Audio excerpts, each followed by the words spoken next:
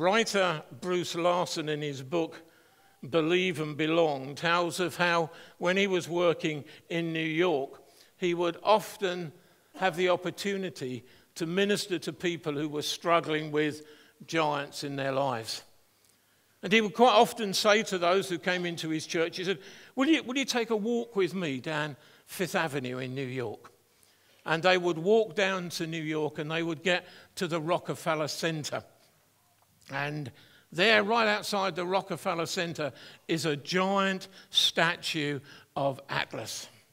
You know, strongest man in the world, perfectly proportioned in every way. If you can't quite see that on the screen, just look at me, you know, and you're... Strongest man in the world, every muscle taut, bearing the weight of the world on his shoulders. Barely being able to stand up under the weight of bearing the weight of the whole world. And then he would say to the person he had taken, now cross the road with me and let's go to St. Patrick's Cathedral.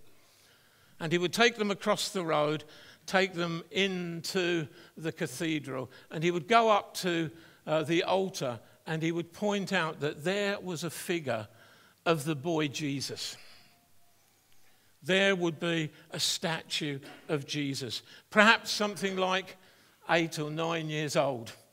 And I don't know if you can quite see it, but there he is, holding the world in one hand.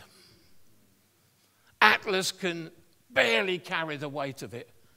Just as a boy, Jesus can hold the world, our world, your world, in his hands.